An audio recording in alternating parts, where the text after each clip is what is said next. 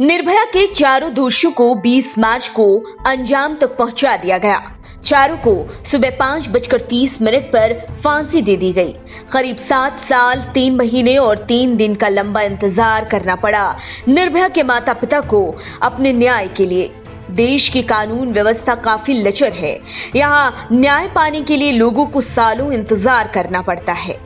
इसमें आखिर किसकी गलती है? हमारे देश का कानून कहता है कि 100 अपराधी भले ही छूट जाएं, लेकिन एक निर्दोष को सजा नहीं होनी चाहिए। इसी का फायदा उठाते हुए अपराधी और उनके साथ ही उनके वकील भी जो नई नई दलीलों के साथ कोर्ट को लगातार गुमराह करते हैं, तारीखों का सिलसिला चलता रहता है और न्याय दिन से महीने और महीने से साल हो जाते हैं, लेकिन न्याय नहीं मिलता है।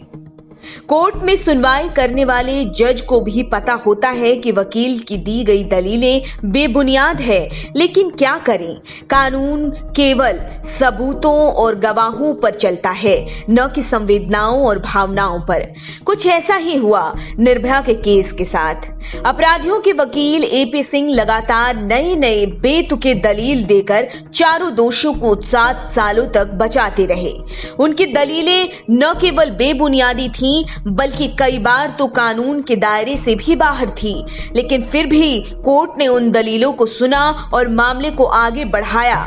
इन 4 अपराधियों में से 3 अपराधी की वकालत कर रहे थे एपी सिंह, जो कि 1997 से सुप्रीम कोर्ट के वकील हैं। आज हम आपको वकील अजय प्रकाश सिंह यानी कि एपी सिंह के ऐसे ही बेतुके दलीलों के बारे में बताने जा रहे हैं, जिसके दम पर निर्भया का मामला 7 सालों तक चलता रहा। क्यों लिया था एपी सिंह ने निर्भया के दरिंदों का केस? साल 2013 में एपी सिंह साकेत कोर्ट में जब पहली बार निर्भया के अपराधियों की पैरवी करने आए थे, तब ये सवाल सबके मन में उठा था कि आखिर इतने घिनौने अपराध को अंजाम देने के बाद क्यों एपी सिंह उन लोगों की पैरवी कर रहे हैं।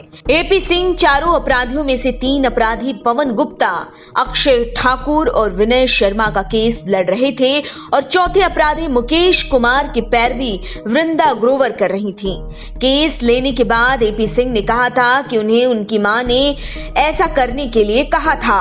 उनकी मां ने कहा था कि चारों में से एक अपराधी अक्षय ठाकुर का बच्चा उस वक्त सिर्फ 3 महीने का था और वो नहीं चाहती थी कि उसके सर से बाप का साया उठ जाए। लेकिन निर्भया के मामले में राजनीति की गई। इस केस की आड़ में राजनेताओं ने अपनी रोटी सेंकी और जानबूझकर इस मामले को इतनी हवा दे दी गई। अगर राजनीति न होती तो किसी सूरत में फांसी की सजा न होती।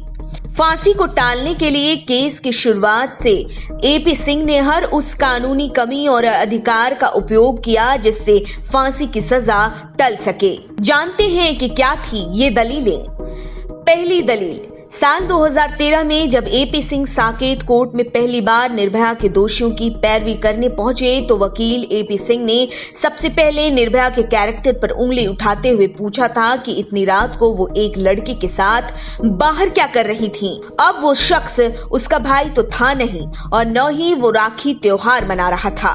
इतना ही नहीं, एपी सिंह ने तो ये तक कह दिया था कि अगर उनके घर की लड़की इतनी देर रात किसी लड़के के साथ घूम रही होती तो वो खुद उस पर पेट्रोल डालकर जलाकर मार डालते।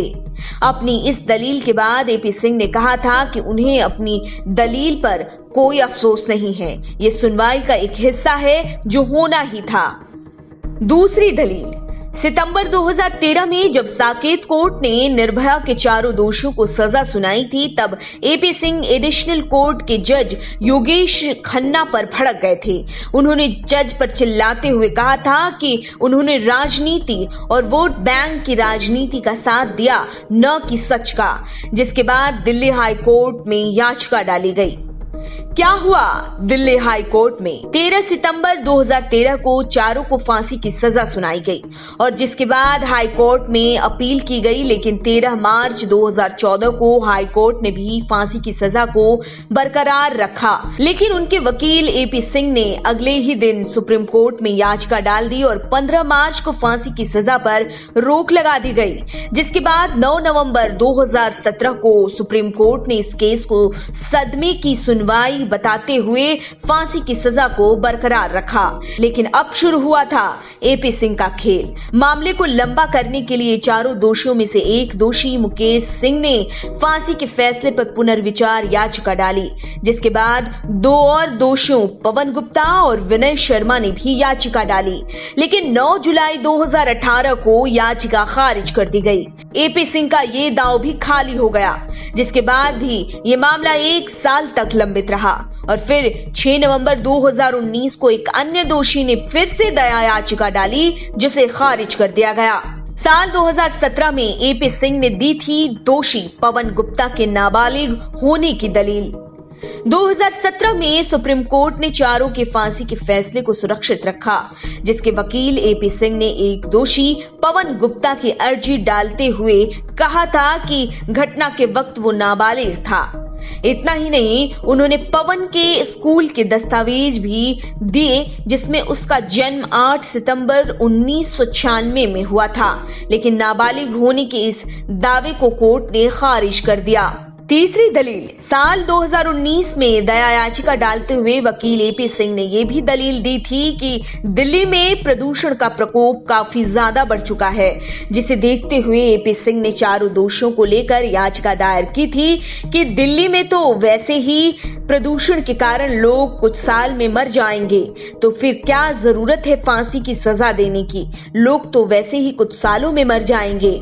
दिसंबर 2019 में दिए गए कई बेतुके दलील। चौथी दलील, 18 दिसंबर 2019 को फिर से सुनवाई चली और एपी सिंह ने इस बार बेतुके दलील को देकर कोर्ट का काफी समय खराब कर दिया।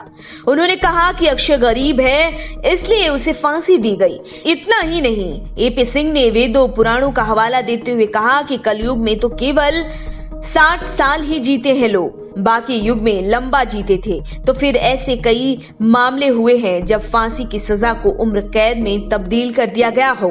साथ ही उन्होंने राम सिंह की आत्महत्या पर भी सवाल खड़े कर दिए थे, लेकिन कोर्ट ने इन दलीलों को खारिज कर दिया। पांचवी दलील, जब अलग अलग लगाई गई दया याचिका और पुनर्विचार याचिका, ये तो पहले से ही तय था कि चारों अपराधियों को एक साथ फांसी दी जाएगी, लेकिन वकील एपी सिंह ने कई हथकंडे अपनाकर मामले को और आगे बढ़ाने के लिए हर संभव कोशिश की। उन्होंने सभी को अलग अलग याचिका देने के लिए कहा, जिस कारण जो फांसी की सजा 7 जनवरी को ही घोषित हो चुकी थी कि 22 को फांसी दी जाएगी, लेकिन अपराधियों ने फांसी से ठीक पहले दया याचिका डाल दी, जिसके बाद फिर से मामला लंबित हो गया। फांसी फिर टल गई, लेकिन असली जंग तो अभी बाकी थी। 11 जनवरी को फिर से क्यूरेटिव पिटीशन डाली गई, जिस कारण मामला फिर लंबित हो गया। 30 जनवरी को वकील एपी सिंह ने निर्भया की मां आशा देवी को खुली चुनौती दी कि वो किसी भी हाल में दोषियों को फांसी नहीं होने देंगे, लेकिन फिर से 2 फरवरी को फांसी की तारीख तय कर दी गई। मुख्य गवाह अमरिंदर पांडे की विश्वसनीयता पर भी उठाए गए थे सवाल। एपी सिंह ने मामले के एकमात्र गवाह अमरिंदर पांडे की विश्वसनीयता पर सवाल उठाए थे।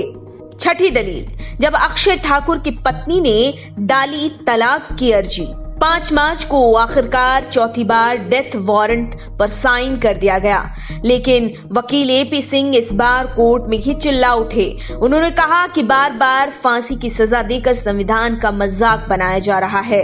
बार बार फांसी देना कहां तक सही है? आखिर कितनी बार मारोगे?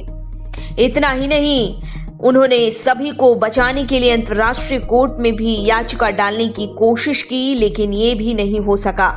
अब एपी सिंह ने एक और चाल चली। उन्होंने अक्षय की पत्नी से तलाक के लिए अर्जी डलवा दी, साथ ही ये भी दलील दी कि वो विधवा रहकर जीना नहीं चाहती, पहले तलाक होगा फिर फांसी। लेकिन ये चाल फेल हो गई, जिसके बाद उन्होंने दिल्ली के गृह मंत्री विजेंद्र सिंह पर इल्जाम लगाते हुए कहा था कि पवन की याचिका पर उनके हस्ताक्षर फर्जी थे, जो कि व्हाट्सएप पर भेजे गए, लेकिन ये भी याचिका खारिज कर दी गई। 20 मार्च को फांसी से ठीक पहले 19 मार्च की रात को पूरी रात सुनवाई होती रही, जहां एपी सिंह ने दलीलें दी कि वो केवल संविधान में दिए गए अपने अधिकारों का उपयोग कर रहे हैं। लेकिन कोर्ट ने मजाक बनाते हुए पूछा कि अगर हम भी अपने अधिकारों का उपयोग कर लेते हैं तो क्या होगा? रात को 2:30 पर सुनवाई खत्म हो गई और कोर्ट ने सभी सुनवाई को खारिज कर दिया। सुबह 5:30 पर दरिंदों को फांसी दे दी गई। एपी सिंह ने हर कोशिश की चारों अपराधियों को बचाने की, लेकिन अंत में जीत न्याय की हुई। निर्भया को आखिरकार न्याय मिला। हालांकि इस केस ने एपी सिंह को बड़ा नाम जरूर दिया। आप देख रहे हैं नेट्रिक न्यूज, साहस सच कहने का।